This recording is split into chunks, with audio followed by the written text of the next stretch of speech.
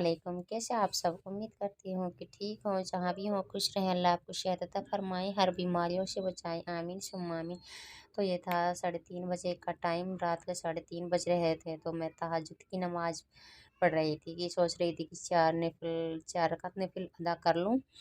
तो मैंने यहाँ पे नफ़िल अदा करी और घर में कुछ लोग जागे हुए थे, कुछ नहीं जागे हुए थे। तो चाचियाँ भी कुछ हमसे बाद में ही जागी हुई थी, तो हमने पहले अपना घर का काम थोड़ा बहुत कर लिया था। तो नमाज़ पढ़नी सबसे पहले होती है, तो अभी कोई भी नहीं यहाँ पे जागा, तो बस मैं ही उठी हूँ।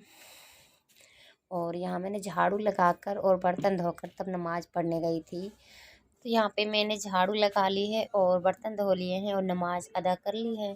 तो इसके बाद में चाचियाँ जाग गई थी और हमारे जो पड़ोसिन है, कोई भी झाड़ू नहीं लगाता, नहीं कोई बर्तन धोता, सीधी बस खाना बनाता है, रोटी बनाते हैं, जो भी है। तो हम तो सबसे पहले यही हमारा काम शुरुआत होता है। यहाँ पे मैंने आटा गूँथ लिया है। तो फूफी नफिल अदा कर रही थी, नमाज़ पढ़ रही थी, तो मैं यहाँ पे रोटी बना रही हूँ। रोटी बनाकर फिर दही वगैरह फ्रिज में रखी है ठंडी होने के लिए, और चाय भी बनाई है बच्चों के लिए, तो चाय पी सकते हैं। तो हम तो चाय नहीं पीते हैं क्योंकि दही भी खाते हैं रोटी के साथ। तो मैं यहाँ पे आ गई हूँ ऊपर और मैं अलग शहरी कर रही हूँ क्योंकि मुझे शर्म आती है फूफे के सामने। फूफा और फूफी हम 3 लोग कर रहे हैं, और नहीं है मेरा हस्बैंड और नहीं देवर, बस 5 लोग हैं हम फैमिली में। तो ये दो दो शहरी नहीं कर रहे हैं, तो हम 3 लोग रोज़ा रख रहे हैं यहाँ पे।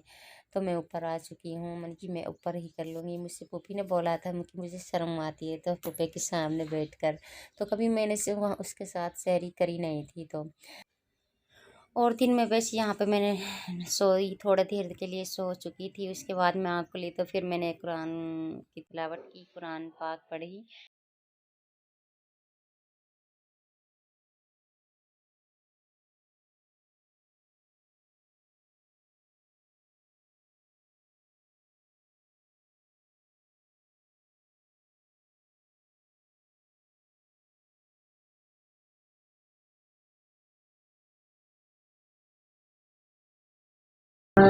यहाँ पे था दिन का टाइम, जोहर जोहर के बाद में।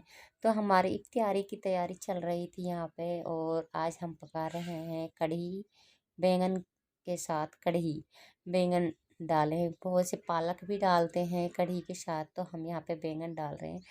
तो बैंगन की कढ़ी भी बनाते हैं। तो मैंने यहाँ पे चटनी पीसी है, हरी मिर्च पीसी है, ग्राइंडर किए हैं हरी मिर्च और लहसुन। तो पालर की प्याज भी डाली हैं, पालर की प्याज के साथ बनाते हैं कढ़ी। जब बनाते हैं नहीं वैसे अच्छी नहीं लगती। तो यहाँ पे हमने और जल्दी से हमने बस काम में लग चुके हैं दोनों फूफी भतीजी। तो सोच रहे हैं कि जल्दी से काम हो जाए इफ्तारी से पहले। फिर रोटियां बनती रहती हैं इफ्तारी के वक्त, इतना वो इफ्तारी करने में कोई वो नहीं होता। तो हम पहले सारा काम फिनिश करके तब इफ्तारी करेंगे। तो सोच रहे थे कि ये चावल भी बना लें, तो फूफी ने कढ़ी बनाई थी, वो नीचे की तरफ चली गई भैंस को देखने के लिए। तो जी यहाँ पे मैं अब चावल चढ़ा रही थी कि हम बिरयानी बना लें। तो गोश्त बना हुआ था, तो गोश्त फिर बेकार में जाएगा, कढ़ी बना ली थी हमने।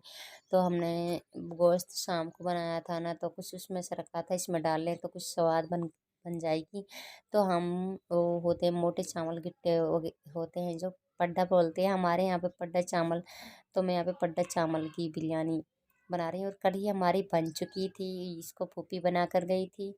तो मैं इतने चावल चढ़ा दूँ, तो इसके बाद में फिर मैं रोटियां बनाऊंगी। नमाज भी अदा करनी है इसके बाद में। और हमारी रसोई का बस पता नहीं कितनी चिकनी हुई पड़ी है कि यहाँ पर हम इस पर इलेक्ट्रॉनिक हीटर पर बनाते हैं, तो यहाँ पर भैंस का दलिया भी बनता है, सब कुछ बनता है। तो यहाँ पर उस पर उछट उछट कर यहाँ से चिकना हुआ है। तो इसका मैंने पुताई नहीं की थी, चूल्हे वगैरह की कर ली थी, तो तब ये सही हो जाता। लेकिन इसको इग्नोर कीजिए या मत कीजिए, तो आप देख भी रहे हैं इग्नोर कैसे कर सकते हैं, लेकिन बोलते हैं कि इग्नोर कीजिए। भाई इसमें मेरी क्या बात है कि जो दिख रहा है वो तो आप देख सकते हैं कि हमारी इसकी कैसी हालत हुई पड़ी है, वैसे चिकना सा हुआ पड़ा है यहाँ से। तो मैंने इसमें आलू डालूंगी और हरी मिर्च हैं।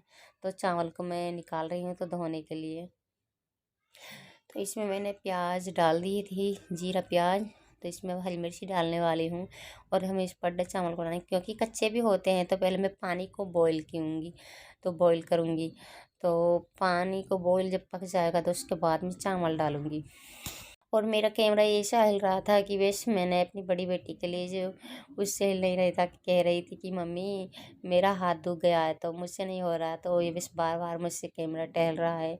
तो यहाँ पे मैंने वो मैंने ट्राइपॉड नहीं लेने की कोशिश कर रही हूँ, लेकिन फिर ऐसे ही होता है कि वैसे डर लगा रहता है किसी को पता ना लग जाए।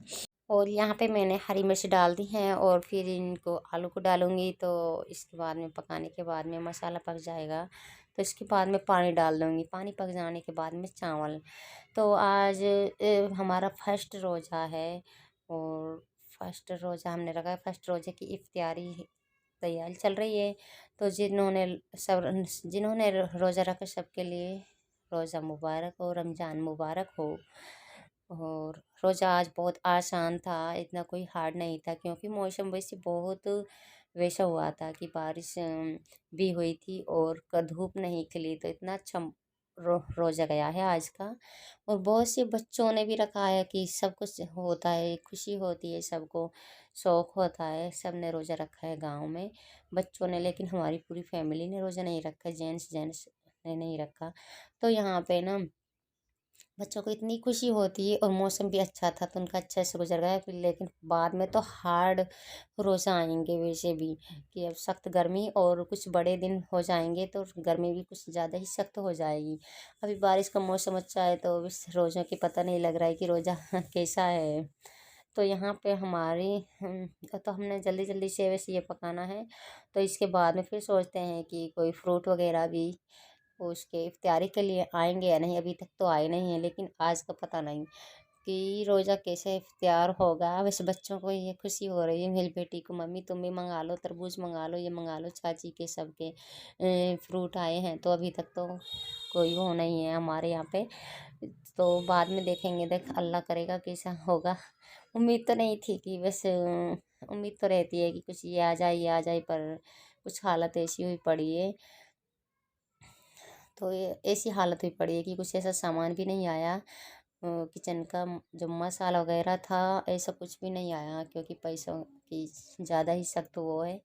तो इसलिए अब ऐसा लगा रहता है कि कोई रोज़ा कैसे इफ्तार होगा, कोई कैसा होगा, जैसा भी हो जाए बस अच्छे से हो जाए। तो यहाँ पे मैंने इस पानी डाल दिया है, इसमें मैं 3 गुना पानी डाल रही हूँ, क्योंकि ये हीटर है इलेक्ट्रॉनिक, तो इसमें एक जैसी आंच होती है, मतलब कि एक जैसी होती है कि चूल्हे पे तो कुछ कम हो जाती है, बाद में शुरू में ज़्यादा तेज़ होती है। तो इस पर एक जैसी आंच होती है ना, तो इसलिए इसमें मैंने 3 डाले हैं कच्चे। उसमें ये कच्चे चावल भी हैं इसमें, और इनको मैं बाद में डालूँगी बॉईल होने के तक। तो पानी कुछ कम हो जाता है जब इतने तक पकता है।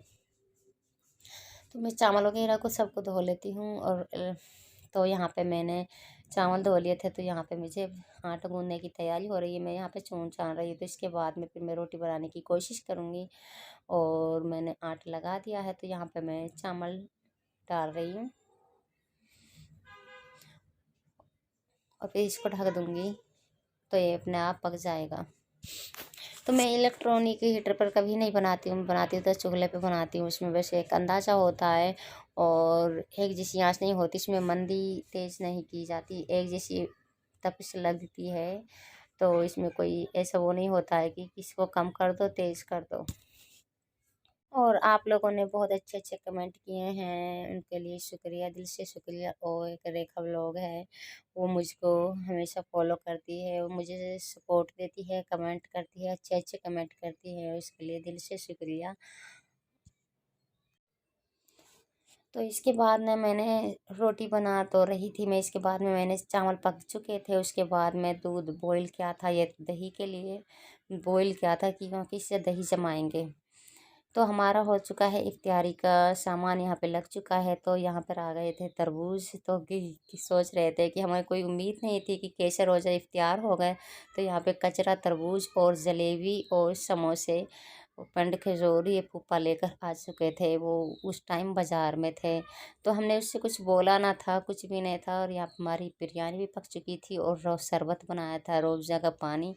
तो बहुत सारी चीज़ें हो चुकी, बच्चे बहुत खुश हो गए। हमसे ज़्यादा बच्चों को खुशी थी, क्योंकि रोज़ा तो हम रखते हैं लेकिन बच्चों को ज़्यादा खुशी होती है कि जब वो हमारे साथ जो फैमिली में चाची वगैरह हैं सबके वो देख कर आए इफ्तियारी को, तो उनको ज़्यादा वो होती है कि मम्मी उनके पास है तो हमारे पास क्यों नहीं है, ये वो। तो यहाँ पे मैंने भी आज पहली दफ़ा इफ्तियार किया था यहाँ पे रोज़ा फूफा के सामने। मुझको शर्म आ रही थी, मैं सोच रही थी कि मैं अलग कर लूँ रूम में जाकर, मैं अलग निकाल लेती हूँ फूफी। तो फूफी बोले कि यहीं पे कर लो, कोई बात नहीं है, ये वो। झट मुझे फिर उसकी बात माननी पड़ी कि साथ में एक बरकत भी होती है। ये भी बहुत अच्छी बात है कि साथ में मिलकर खाते हैं तो दस्तरखान पर तो एक बरकत होती है। तो यहाँ पे हमने दस्तरखान लगा लिया, तो सबने हमने मिलकर खाना खाया यहाँ पे और रोज़ा इफ्तियार किया अच्छे से। तो बाद में मेरा देवर भी आ चुका था। बस व्लॉग का एंड यहीं करते हैं। वीडियो को देखकर लाइक करें और कमेंट करें, चैनल को सब्सक्राइब करें। नई व्यूअर्स हो तो अल्लाह हाफ़िज़।